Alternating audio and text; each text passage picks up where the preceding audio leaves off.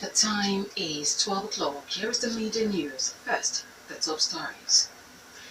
Bill criminalizing cash crop planting in forest reserves before Ogun Assembly. Varsity's non-academic staff presidency reach a deal to end strike.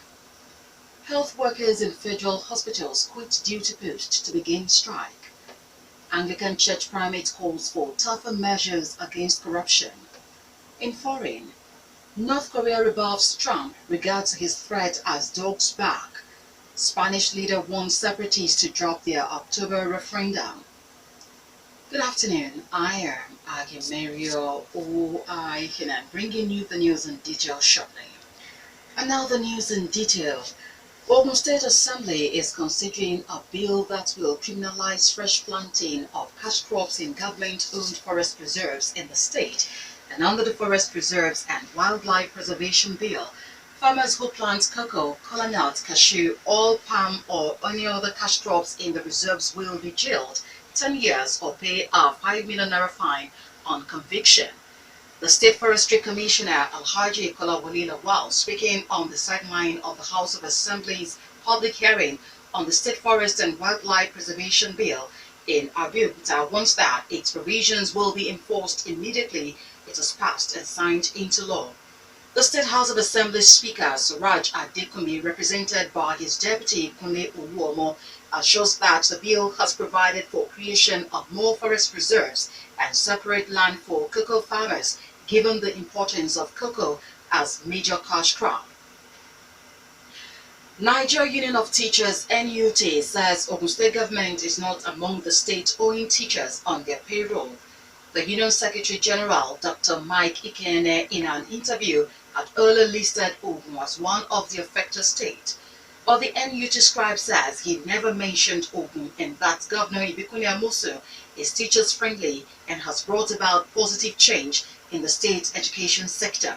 He apologizes to the government and the people of Ogun State for the story. Nigerian Customs Service has expressed concern over the increase in the activities of smugglers who were bringing contraband into the country through the land border in Ogun State with Benin Republic. Again on Tuesday, customs officers in the state intercepted smuggled goods with an estimated value of 48 million naira at Idiruko border. The operatives had last Monday intercepted a truck loaded with 3,000 cartons of contraband frozen turkey, estimated at the value of 47.2 million naira and a duty value of 20.2 million naira. Ogun State Controller Sani Magudu, addressing a news conference in Idiruko, says despite the rigorous efforts of the customs operatives, the state command is still recording an average of 2 to 3 seizure of cars, bags of smuggled rice, among other contraband goods every day. Magudu explains that in the last 1 week, the command intercepted 7 Tokumbo cars and another 5 cars loaded with smuggled items, including 300 bags of rice, 42 kegs of vegetable oil, and 20 bags of granulated sugar. We are not tired of feeding it. We will continue to feed the vehicle. We will continue to feed the rice. We will continue to feed the groundnut oil. We will continue to feed the granulated sugar. Every other prohibited and non-prohibited items that follow the The hope of early resumption of academic activities in public universities has brightened following an agreement reached by the presidency with the striking non-academic staff on their various demands. The agreement is coming in the wake of the agreement signed by the presidency with academic staff of universities to end their more than 1 month strike. Top officials of the non-academic staff unions and the presidency signed the agreement at a meeting which began Wednesday evening and stretched into early hours of today in Abuja. Addressing newsmen after the meeting, the national president of Joint Action Committee of the Non-Academic Staff Unions, Samson Igokwe, says they agreed on issues on the demand list. Ugokwe, however, says his team will meet with the constituency to decide on when to call off the strike. Labour and Employment Minister Senator Chris Ngige also says that the union's negotiators have agreed to consult their organs to call off the strike.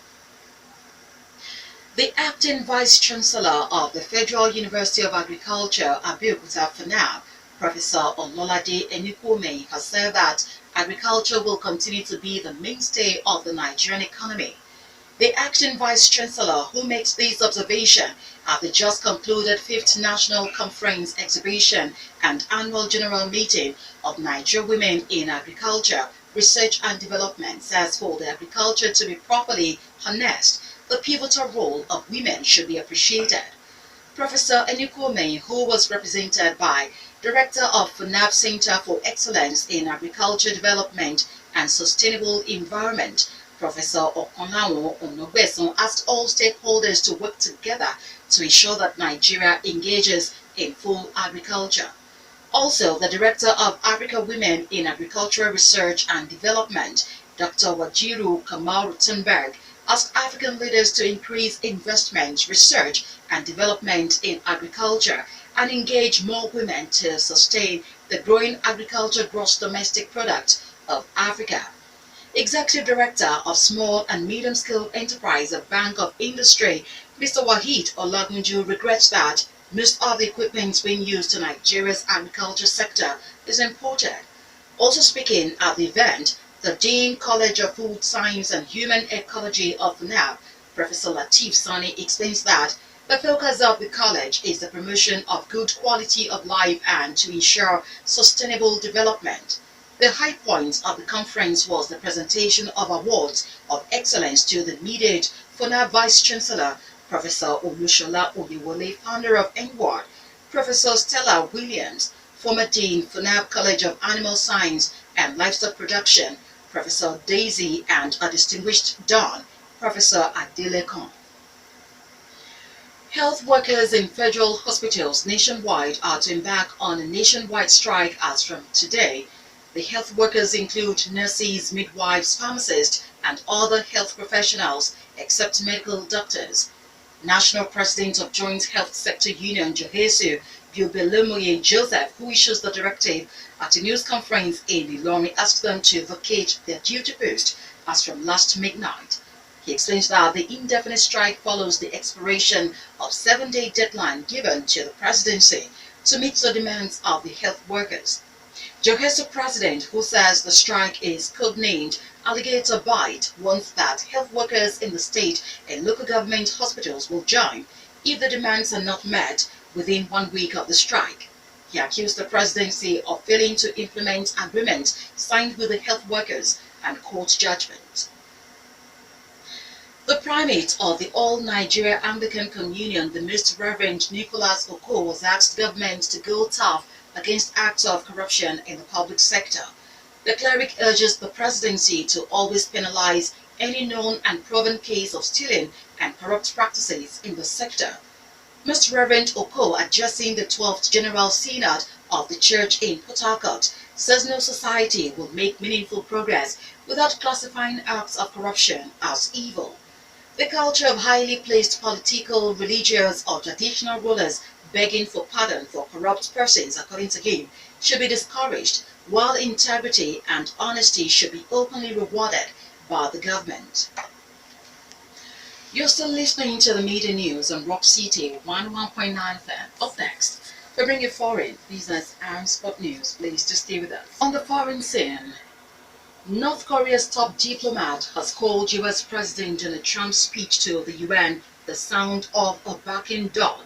Speaking to the UN General Assembly on Wednesday, Mr. Trump said he would totally destroy North Korea if it posed a threat to the U.S. or its allies. And Foreign Minister Ri Yong-ho's comments were North Korea's first official response to the speech. Experts say North Korea has made surprisingly quick progress in its development of long-range missiles and its nuclear program. On September 3rd, it also announced it had conducted its 6th and largest nuclear test. Days later, the UN passed a fresh round of sanctions against the country, restricting oil imports and banning textile export, an attempt to starve the North of fuel and income for its weapons programs. Rescuers are racing against the clock to reach survivors trapped under the rubble of a school in Mexico City, which collapsed during Tuesday's earthquake. One of them, a 13-year-old girl, is believed to be sheltering under a table. At least 21 children and 5 adults died when the primary school collapsed, and many others are missing. The school was one of dozens of buildings toppled by the quake. So far, 230 people are known to have died. President Enrique Pena Nieto has declared 3 days of mourning for the victims. Mexico is no stranger to earthquakes, and earlier this month, an 8.1 magnitude tremor in the south left at least 90 people dead.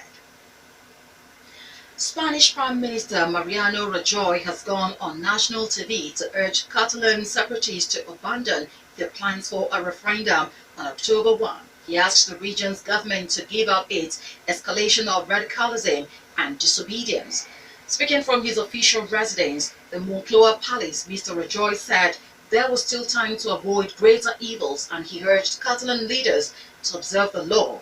Earlier on Wednesday, Catalan President Carles accused the central government of effectively suspending devolution after it moved to seize control of regional finances to stop them being used to fund the referendum. And protests in Barcelona and other Catalan towns such as Tarragona and Berga continued into the night. The Spanish authorities have sought to stop the vote, which they regard as illegal, by seizing voting materials. Police searches in the Catalan capital Barcelona sparked a mass street protest on Wednesday.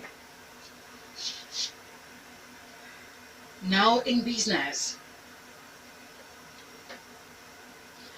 Ogun state government has indicated interest in purchasing armored vehicles from a local manufacturing plant to further improve security in the state. The state government already operates close to 20 imported armored personnel carriers handed over to the Niger Police Force. Governor Ibikunle Amosun, during an inspection visit to the armored vehicle manufacturing plant based in Oderemo in Ogun State, says 3 units of APC will be purchased from the plant. Also, the state government, according to the governor, will place an order for 3 gunboats for the patrol of the extensive waterways in the state. The governor explains that each of the 3 APC will be deployed to the 3 senatorial districts of the state. Finally, in the media news, sport news. FC Ifeanyi Ubah have secured the biggest victory in the first leg quarter-final matches of the 2017 Aito Cup as they spanked relegated ABS FC of Ilorin 3-0.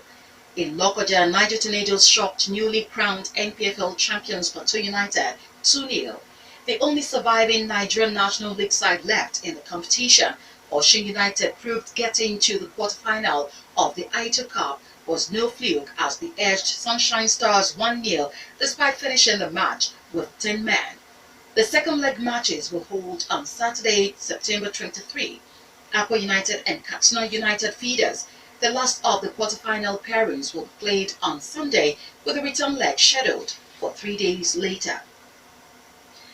Benin Republic and Nigeria will meet today in the semi-final of the 2017 Waffle Cup tournament in Ghana. The Squirrels of Benin set up the last 4 meeting with the Super Eagles after beating 9-man Niger Republic 2-1 on Tuesday night at the Undrom Sports Complex in the final game in Group B.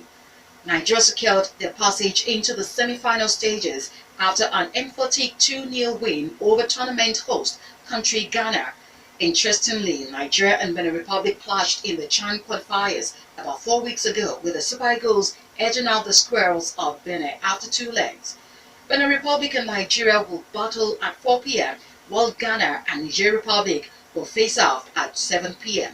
Cape Coast Stadium will host both games on tonight. That was the media news, and just before we go, the major stories once again. Bill criminalizing cash crop planting in forest reserves before Ogun Assembly. Varsity's non-academic staff presidency reached a deal to end strike.